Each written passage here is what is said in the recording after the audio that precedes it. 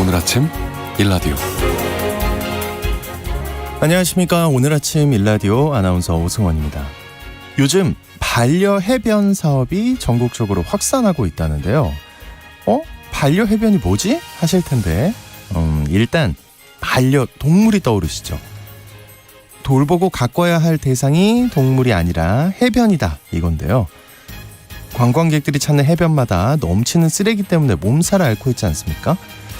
그래서 기업이나 단체에서 특정 해변을 반려동물처럼 입양해서 지속적으로 가꾸고 돌볼 수 있도록 제도를 만들었는데 그게 바로 반려해변 사업이라고 합니다. 이 제도가 2020년부터 도입돼서 현재 전국적으로 9개 광역자치단체 80개 해변이 반려해변으로 지정됐고요. 128개 기관단체가 참여하고 있다고 하는데요. 외형상으로 꽤 성장한 것 같죠?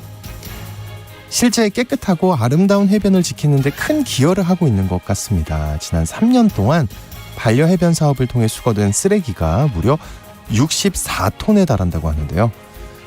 정부와 지자체에선 반려해변 대상을 추가로 발굴하고 장기적으로는 개인이나 가족 단위까지 참여 대상을 확대할 계획이라고 합니다. 그런데 치워도 끝없이 쌓이는 쓰레기 문제 근본적으로 해결되는 건 아니지 않습니까? 쓰레기를 투척하는 비양심적인 행위에 대한 근절 방법에 대해서도 좋은 아이디어가 있었으면 좋겠습니다. 5월 30일 화요일 오늘 아침 일라디오 출발합니다.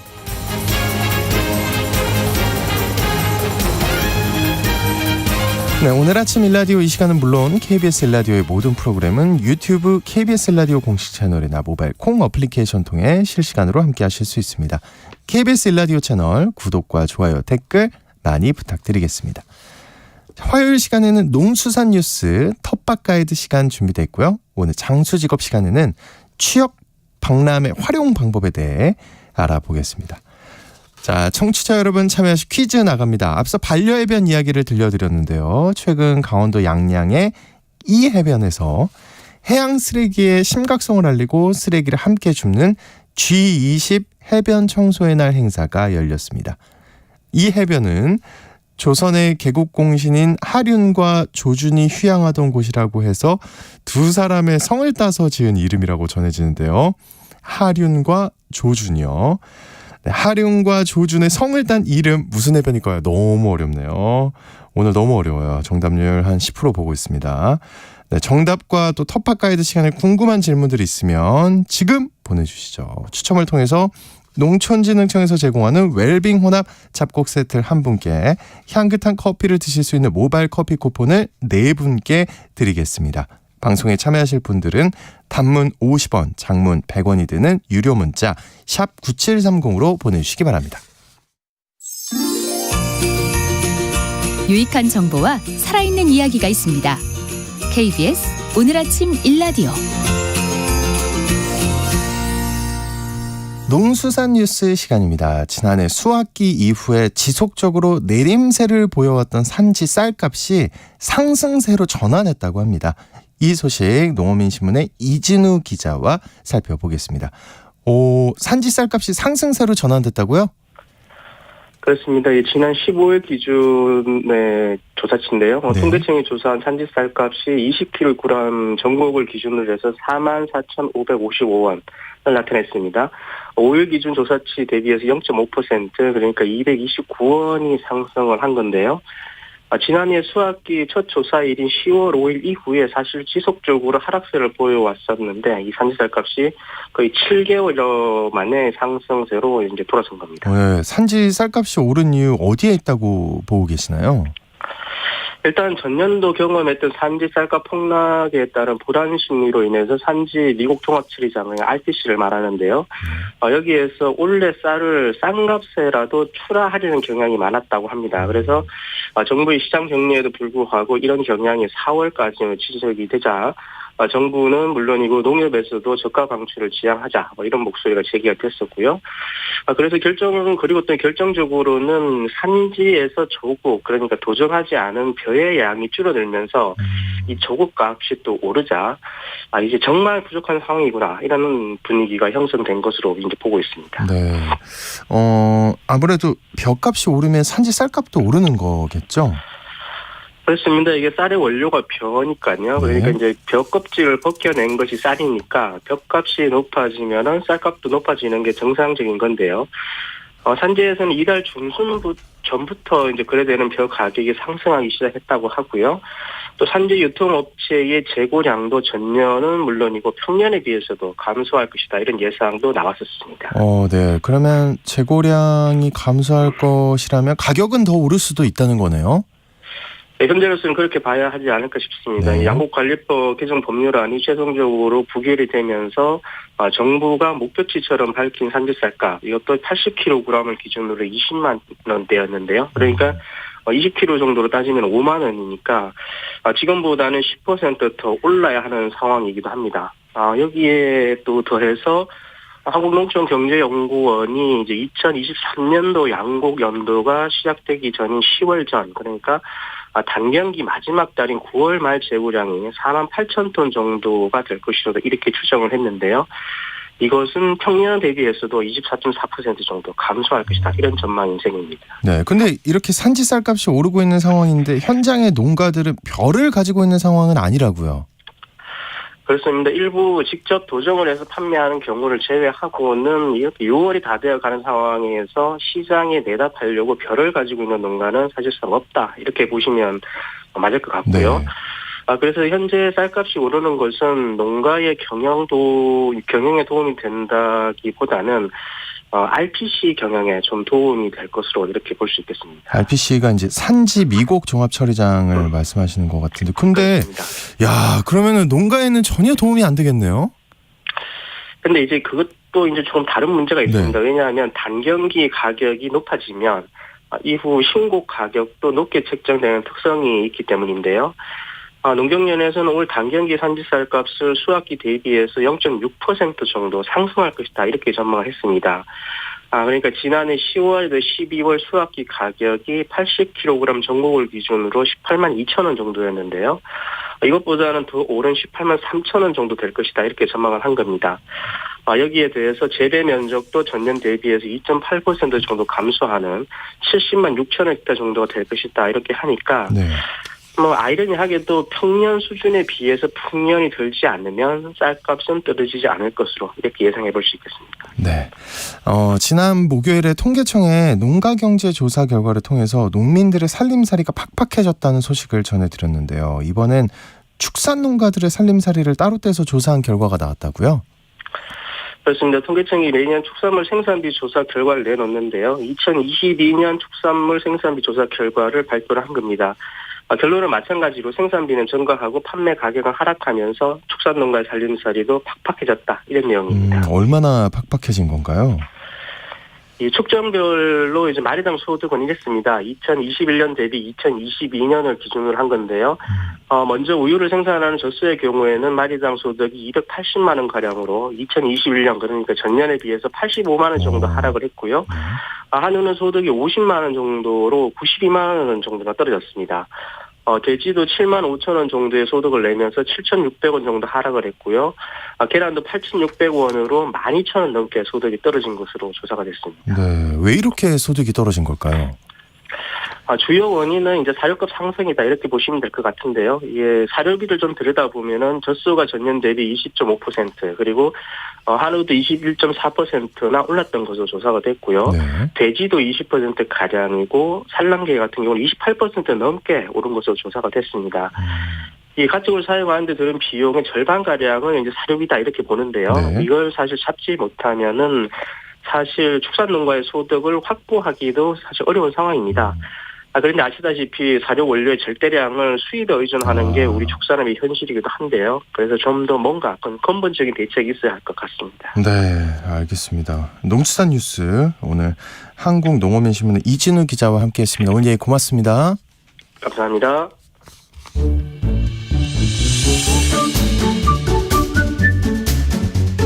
아침을 여는 기분 좋은 습관. KBS 오늘 아침 1라디오.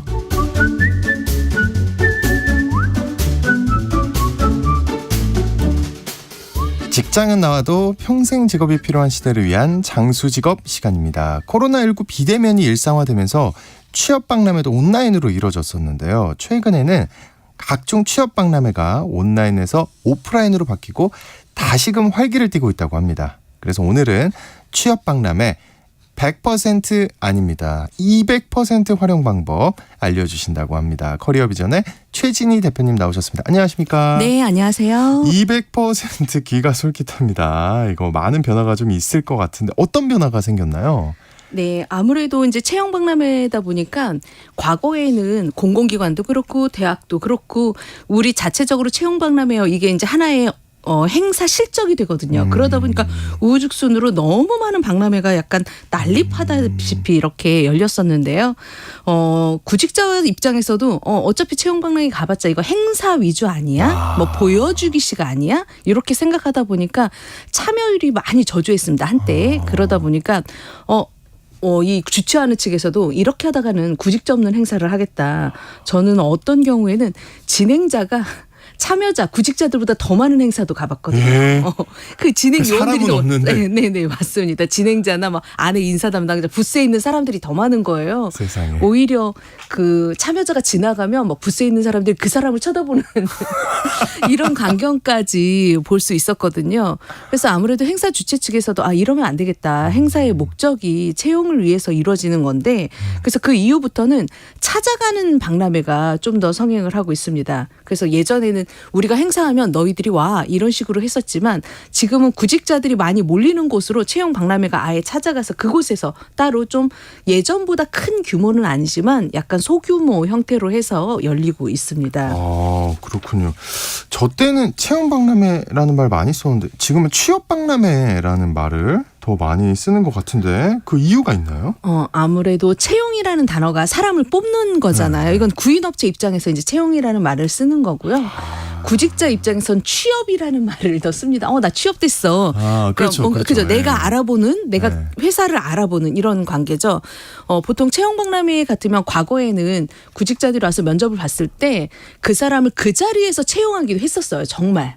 그래서 저 때는 라떼는 하면 안 되는데 저 때는 그랬습니다. 네. 그래서 그 자리에서 채용이 다 이루어지니까 너무 기분 좋기도 했고 거의 인사 담당자가 1차적으로 면접을 보고 2차는 뭐 기업에서 면접을 본다던가 이런 채용 확률이 거의 많았어요. 그래서 저도 이제 행사를 주관을 했었는데 그렇게 면접이 채용 박람회 당일날 채용 박람회 당일날 몇 명 예정이세요? 이런 보도자들이 나왔습니다. 이번 행사를 통해서 몇 명이 채용이 되었습니다. 이런 보도자료가 나왔는데 지금은 그럴 수가 없는 거죠. 행사하고 나서 채용 예정 인원을 산출할 수가 없는 거예요. 왜냐하면 주최 측에서는 아무래도 대기업이 참여를 해줬으면 좋겠고 인지도 있는 기업들이 참여를 해줬으면 좋겠기 때문에 당장 채용을 하지 않더라도 그 인사팀을 섭외해서 그 자리에 모시는 경우도 많습니다.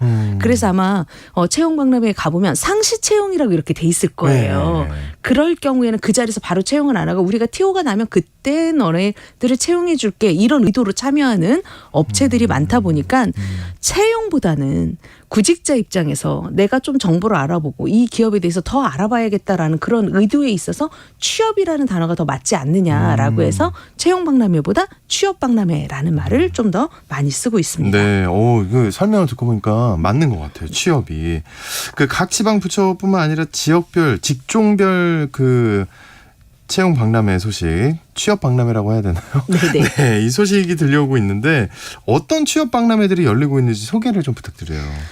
아무래도 요즘 같은 경우는 소규모로 열린다고 말씀을 드렸는데요. 네. 뭐 직종별로 하더라도 산업별로 이제 직종보다는 아무래도 산업별로 뭐 무역 관련해서 채용 박람회가 있는다던가 뭐 코스닥 업체던가 아니면 방위산업체라던가 이렇게 산업별 특화가 되고 있는데요. 지역별 지자체별로도 특화가 되고 있습니다. 먼저 서울 지역을 알려드리면 22일에 이미 종로구 온오프라인 취업 박람회가 열렸었습니다. 네. 그리고 30일이죠. 오늘이요? 정보보호 취업 박람회가 열리고 있고요. 5월 31일에서 6월 1일에는 대한민국 고졸 인재 채용 엑스포가 열릴 예정입니다. 또한 6월 28일에서 30일까지는 2023 방위산업 일자리 박람회가 열릴 예정입니다. 네. 인천 지역도 열리는데요. 6월 9일 2023 상반기 미추홀구 채용 박람회하고 6월 22일 인천 여성 노인 일자리 한마당이 개최되고 있습니다.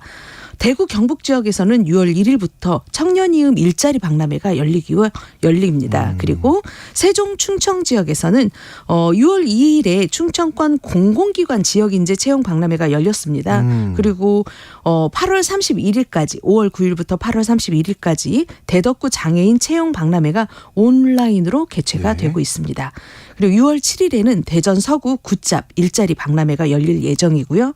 7월 18일에는 2023 충남 직업계고 취업 박람회가 열릴 예정입니다. 광주 전라 지역도 있습니다. 아무래도 그쪽은 새만금이 있다 보니까 내일이죠. 5월 31일에는 새만금 자페스타가 군산시에서 열릴 예정이고요. 6월 8일에는 김제시 취업 박람회가 열릴 예정이라고 합니다. 마지막으로 강원 지역도 열리는데요. 6월 14일 날 강원 일자리 박람회가 개최된다고 하니까 잘 준비하셔서 참여하시기 바랍니다. 네, 지금 혹시 놓쳤어 하시는 분들은 유튜브에서 다시 듣기 가능합니다. 네. 네, 찾아서 꼭 다시 듣기 한번 해보시면 좋을 것 같습니다. 취업 박람회를 좀 효과적으로 활용할 수 있는 방법이 있다면 어떤 것들이 있을까요? 과거와 많이 바뀌었다라고 했는데요. 참여자들이 미리 사전 등록을 하고 가면 훨씬 더 유리합니다. 사전 등록이요? 네, 사전 등록을 필히 하고 가시는 게 좋습니다. 보통 사전 등록은 이벤트와 함께 시작되고요. 거기 가면 기념품도 줍니다. 그런데 사전 등록이 안 돼 있으면 또 이 기념품을 못 받지 않습니까? 그래서 미리 등록을 하고 가시는 게 좋고요. 아마 당일날 사전 등록하고 가지 않고 가시면 줄이 쫙 서 있는 걸 보실 수가 있습니다. 네, 그러면 봤어요. 네. 1시간에서 2시간 정도 줄을 서 있어야 되기 때문에 요즘은 그 줄 서는 그 시간이 너무 아깝기도 하고 구직자에 대한 서비스 차원에서 미리 접수를 받아서 그 시간 안에 그분이 와서 이 채용 서비스를 받을 수 있도록 바뀌었습니다. 그렇기 때문에 사전 등록하는 건 필수입니다. 그리고 우리가 산업별로 이런 좀 더 심층적인 채용 박람회가 많이 열린다고 했는데요. 만약에 방위산업체 관련 채용 박람회를 한다던가 이럴 경우에는 전국에서 오시는 구직자들이 많습니다. 그런데 아무래도 새벽 일찍 10시에 맞추려다 보니까 부산이나 대구나 이런 먼 곳에서 찾아온다고 하더라도 당일날 접수하지 않고 오면 또 기다려야 되는데 그리고 점심도 있습니다. 10시에 딱 시작을 한다고 해도 면접관님, 부스에 있는 면접관님께서 10시, 12시에서 1시까지는 또 점심시간이라 모든 행사가 중단되기도 합니다. 네.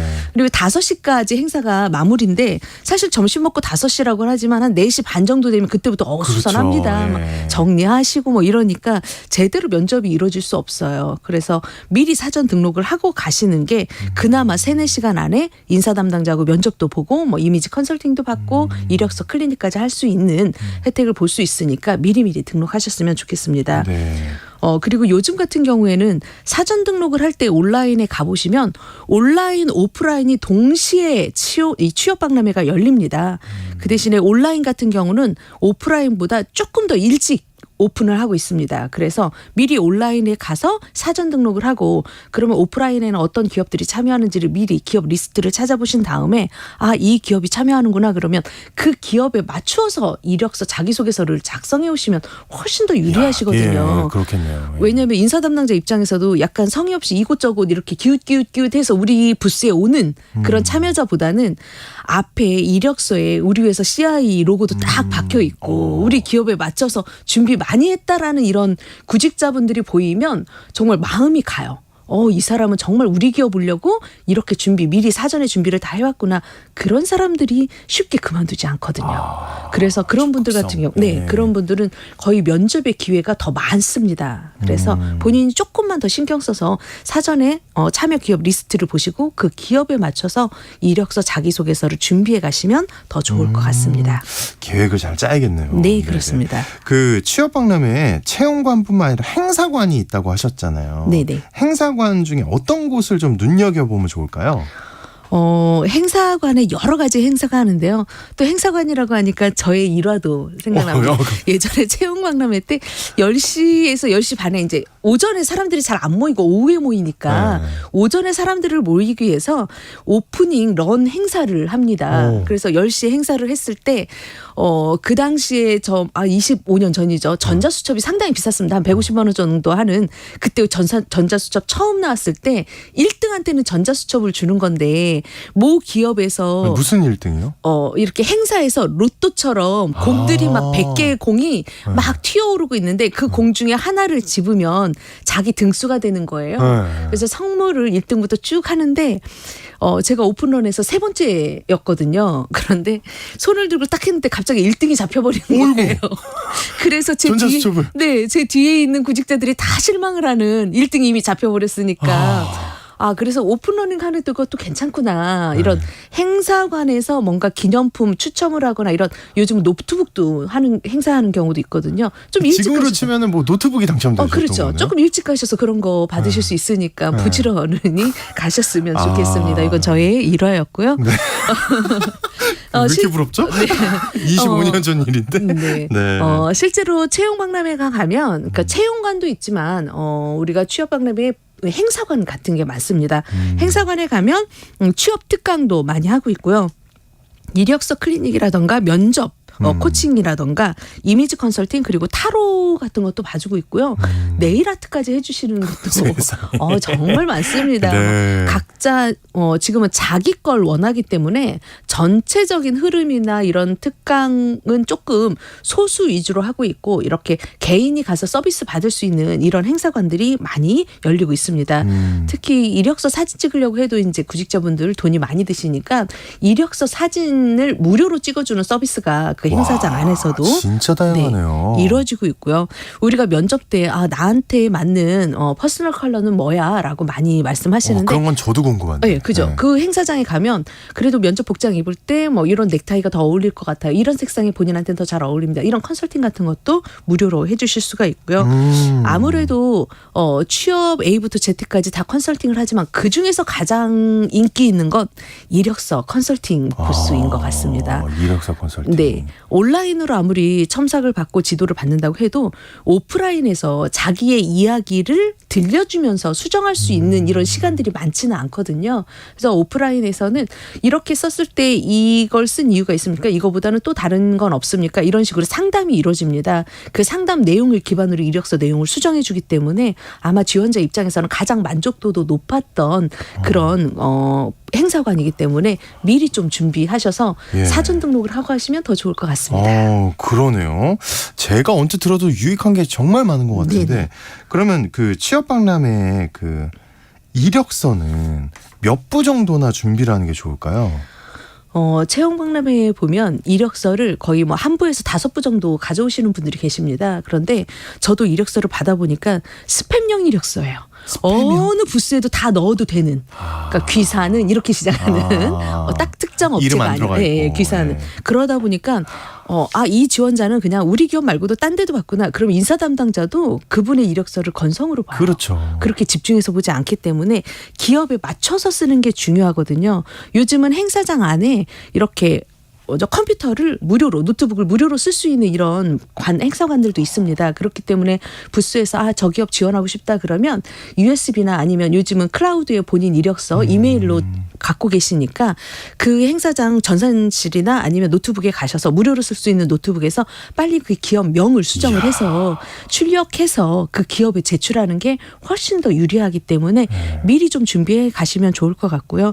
제일 좋은 건 사전에 기업 리스트 보고 기업에 맞춰서 회사 미리죠. 동기를 맞춰서 써주시면 더 좋을 것 같습니다. 네, 그러니까 기계적으로만 몇 부 준비해라 이런 게 아니고 네네. 좀 성의 있게 내가 원하는 기업이 있으면 좀 거기에 맞춰서. 네네. 그렇군요. 그 취업 박람회 참여 시에 혹시나 주의 사항이 좀 있을까요? 네. 아무래도 박람회는 첫째 날 가는 게 가장 좋습니다. 만약에 하루에 열리면 오전에 가는 게 좋고요. 빨리? 네네. 이틀 열리면 첫날에 가는 게 훨씬 더 인사 담당자가 집중하기 때문에 더 좋습니다.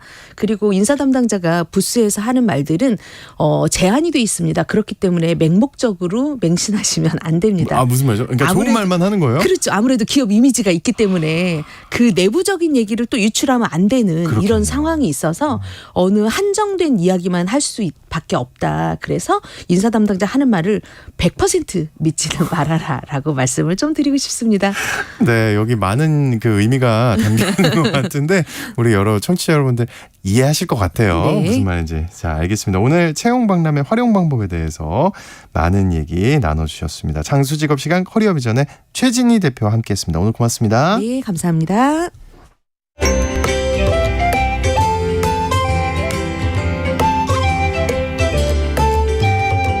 상쾌한 하루의 시작. KBS 오늘 아침 일라디오. 네. 텃밭 가이드 시간 시작하기 전에 6시 지금 6시 40분 지나고 있는데요. 수도권과 충청권, 경상권, 강원 동해안을 중심으로 가시거리 200m 내외 짙은 안개가 낀 곳이 있고요. 그 밖의 지역에도 가시거리 1km 미만의 안개가 낀 지역이 있습니다. 출근길 교통 안전에 각별히 유의하시기 바랍니다. 멀리서 오셨습니다. 관장님. 수원에서 오신 우리 씨앗도서관 박영재 관장님과 함께합니다. 안녕하십니까? 네, 안녕하세요. 네, 오늘 여러분 텃밭과 관련해 궁금한 점이 있으시면요. 단문 50원, 장문 100원이 드는 유료 문자 샵 9730으로 지금 바로 문자 보내주시기 바랍니다. 자세하게 답변 드리도록 하겠습니다. 연휴 내내 비가 내렸어요. 네. 관장님도 모내기를 하셨다고요? 네. 이렇게 갑자기 좀 많은 좀 비가 왔는데요. 네. 이때는 감자가 굵어질 때거든요. 그래서 비가 딱 필요한 때에 맞춰서 내려줬습니다. 네, 딱 필요한 때. 그 비가 내려서 좀 대신 시원하게 우비 입었지만 이제 비를 맞으면서 시원하게 손모내기를 했고요. 토종벼로 농사짓는 이제 30가족 정도 같이 모여서 모내기를 해서 오전 내에 다 2,000평 정도를 다 끝냈습니다. 이야, 대단하십니다. 네. 그 비 오는 와중에 막 새참이나 이런 거 어떻게 드세요? 이제 천막을 쳐놓고 그 안에서 뭐 드셨습니까? 뭐 삼겹살도 먹고 먹을거리를 많이 장만해야 이게 손님들이 많이 옵니다. 기가 막히네요. 네. 그런데 또 이거 비가 그치고 나니까 바로 또 그 뜨거운 열기가 느껴지던데 텃밭은 아주 풍성해졌겠어요. 네, 습도도 굉장히 높아졌고요. 갑자기 더워진 느낌이 네, 듭니다. 맞아요. 예. 네. 그래서 아주 풀들도 쑥쑥 자라는 게 눈에 보일 정도인데요. 지금부터 이제 겨울을 난 마늘도 이렇게 마늘종이 올라와서 수확을 하고 있고요. 이제부터는 또 무더위와 벌레 맞서야 할 때가 된 것 같습니다. 네. 이제부터 이제 농장에 가실 때에는 챙이 넓은 모자를 반드시 좀 써야 하시고요. 그다음에 이제 장화에다가 흰색 계통의 긴팔 상의, 그다음에 이제 반팔을 입었을 경우는 이제 팔토시를 반드시 하셔서 하니까요. 예. 그리고 눈을 제외한 몸 전체를 가려야 합니다. 농사 작업을 할 때는 해를 등지고 이렇게 작업을 하기보다는 네. 해를 향해서 작업을 하는 게 좋습니다. 그래요? 네. 책 넓은 모자에 이렇게 쭈그려 앉게 되면 책 넓은 모자에 온몸이 다 들어갑니다. 네, 해를 등지고 작업을 하게 되면 네. 등으로 햇볕을 받아서 체온이 올라가기 때문에 뜨겁겠네요. 예, 네. 작업을 오래 할 수가 없습니다. 그러면은 약간 더워지기 전에 부지런히 좀 일을 시작을 해야겠네요. 네. 이제부터는 진짜 아침 작업을 아침 시간이나 아니면 저녁 시간, 그래서 6시부터 9시 사이에 작업을 하든지 아니면 저녁은 5시부터 7시 사이에 주로 해야 합니다. 한낮에 이루어지는 작업들은 주로 이제 병해충 방제 작업을 제외하고는 거의 이제 하지 않으셔도 되거든요. 그래서 방제약 뿌릴 때에는 이슬이 맺히지 않는 한낮 오후에 보통 이루어지기 때문에 그 작업을 위해 제외하고는 이제 다양한 작업들은 이제 아침 저녁 시간으로 해주시면 좋고요. 그리고 또 반드시 이제 물을 넉넉하게 준비해서 수분 보충도 해주시고 네. 또 긴 시간을 일할 때는 전해질이 섞인 음료나 아니면 소금 알갱이를 저는 가지고 다니거든요. 예, 틈틈이 이렇게 먹어주면 이렇게 좋습니다. 네. 그리고 농기구를 잘 씻어 말리는 게 중요하다면서요. 네. 작업이 끝나면 농기구를 씻어서 말려야 하는데요.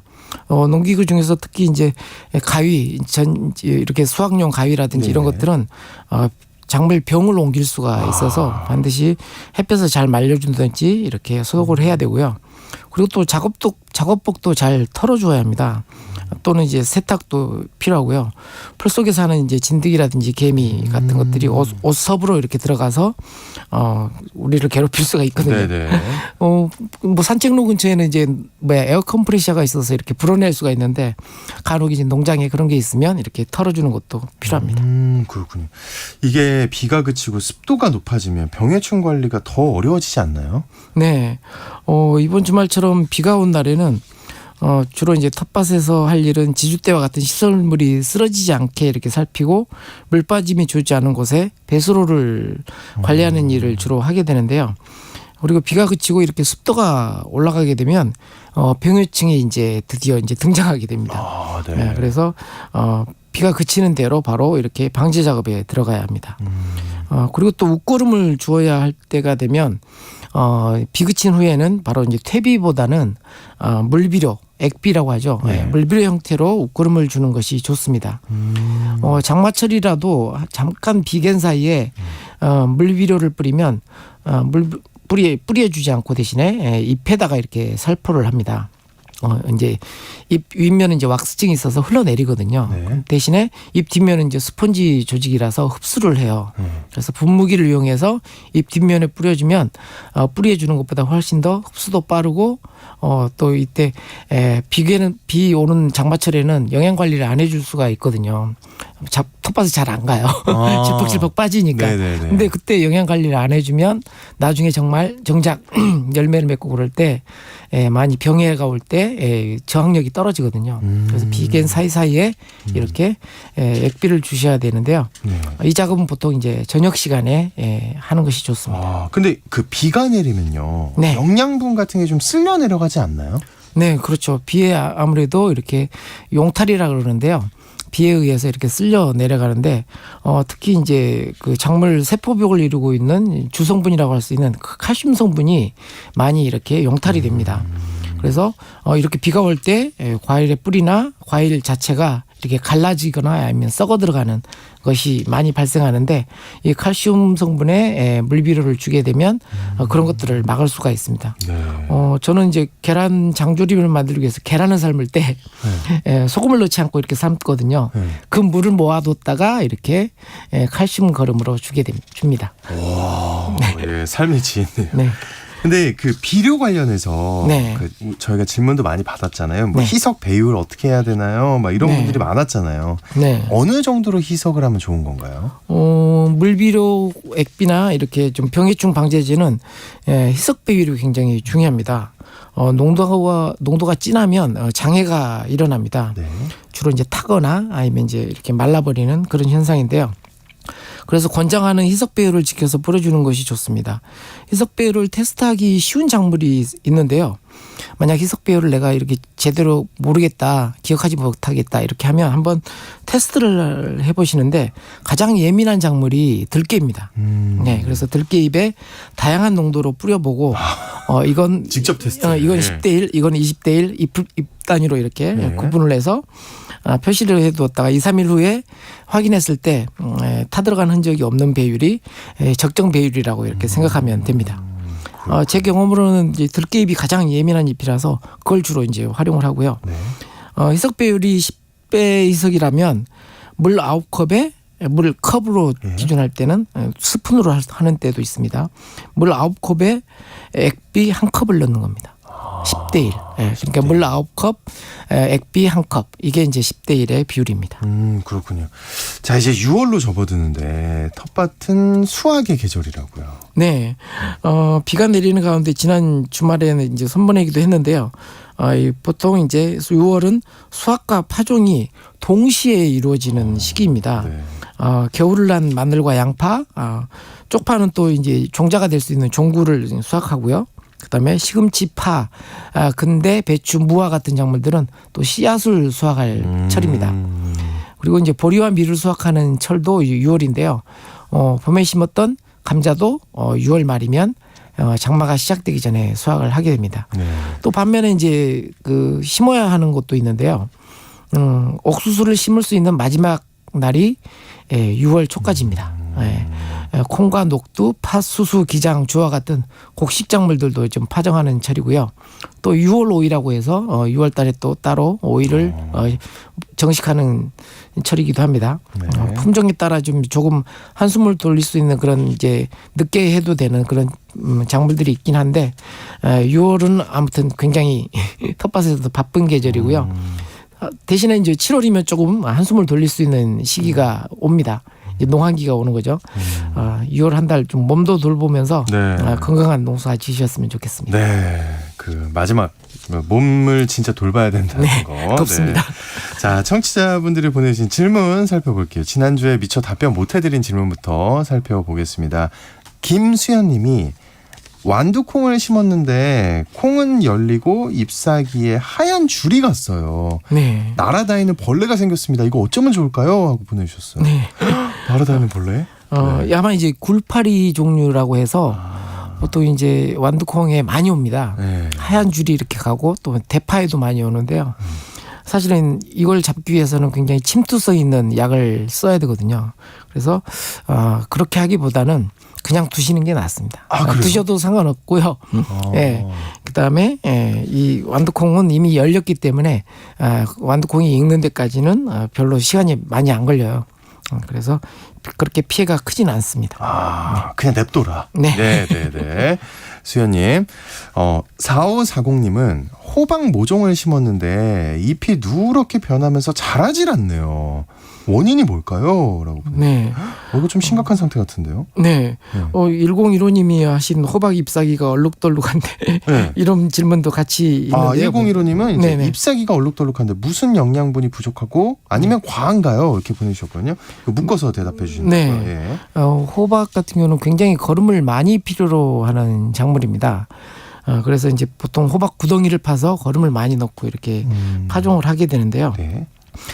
보통 이제 거름 부족이 가장 먼저 한번 검색을 한번 해보시고요. 거름 부족. 네. 네. 그다음에 또 상대적으로 또 배수가 잘 돼야 되는데 이렇게 물이 차는 공간에 이렇게 심은 게 아닌지 한번 확인해 보실 필요도 있고요. 그리고 마지막으로 이제 보실 것은 이제 바이러스 관련입니다. 그래서 주변에 이제 나랄파리라든지 이런 그 벌레들이 이렇게 바이러스를 옮겨서 바이러스성이 있거든요. 예, 그래서 그런 것들을 살펴보시면 되고요. 그래서 그 잎이 이렇게 발생한 잎들은 과감하게 이렇게 잘라서 멀리 버리시는 게 좋습니다. 멀리 버려요? 네. 예. 그래서 이제 다시 옮기지 않게 이렇게 해주시고요. 아무튼 좀 다양한 원인이 있으니까 그런 것들 하나하나 점검해 보시기를 바랍니다. 그 신경 쓸 게 많네요, 호박이. 어려운데요? 거름은 많이 주되 배수는 좋아야 되고. 네, 그렇죠. 예, 알겠습니다. 1913님은 무화과를 작년에 심어서 몇 개 따먹었는데 현재 가지가 다 죽은 것 같습니다. 왜일까요? 하고 보내주셨어요. 네. 원래 무화과 나무는 이제 월동을 잘 시켜야 되는데요. 보통 이제 월동기에 이제 가지치기를 많이 해줍니다. 그래서 안에 있는 수분들을 많이 좀 지켜줘야 되는데 네. 아마 이제 월동기에 관리에서 좀 문제가 발생하지 않았나 싶네요. 월동기에. 네. 어떻게 해야 됩니까, 월동기? 그럼 가지를 좀 많이 잘라주고요. 많이 잘라요. 예. 네. 그리고 보온에 신경을 써서 얼지 않도록 이렇게 관리를 해줘야 됩니다. 그래서 보통 이제 시설 하우스 안에 이렇게 화분째로 들여놓거나 이런 식으로 하고 요즘은 이제 월동을 잘하는 이제 품종이 생겼는데 이제 그런 품종을 좀 고민해 보시는 것도 필요할 것 같습니다. 네. 그래요. 야, 어렵네요. 이게 왜냐면 가지를 자른다는 게 쉬운 일이 아니더라고요. 제가 보니까. 그렇죠. 아깝죠. 예, 생각보다 이거 해도 되나 이런 생각이 들긴 하던데. 알겠습니다. 네, 0580님 베란다에서 바지를 키우고 있는데 쑥쑥 자라질 못합니다. 해도 잘 보고 환기도 잘 시키는데 허브 식물을 키우는데 특별한 방법이 있을까요? 하고 보내주셨어요. 네, 허브 작물 중에서 바질이 가장 인기 있는 작물인데요. 그렇죠. 네, 아무래도 베란다에서 어느 정도 화분에다 키우는지를 좀 알 수가 없어서. 화분. 네. 그리고 이제 좀 거름 영양 관리라든지 이런 것도 좀 잘해 주셔야 되고요. 물도 자주 주셔야 됩니다. 상대적으로. 그리고 이제 바질은 순지르기를 이제 위에 정단면을 이렇게 잘라주거든요.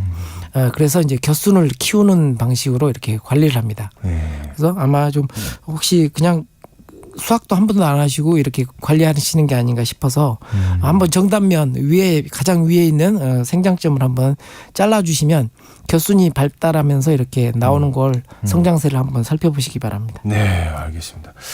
마지막으로 짧게 하나만 더 받을까요? 2075님이 고추를 심었는데 방아다리 밑부분 꼭 따버려야 하나요? 하고 보내주셨어요.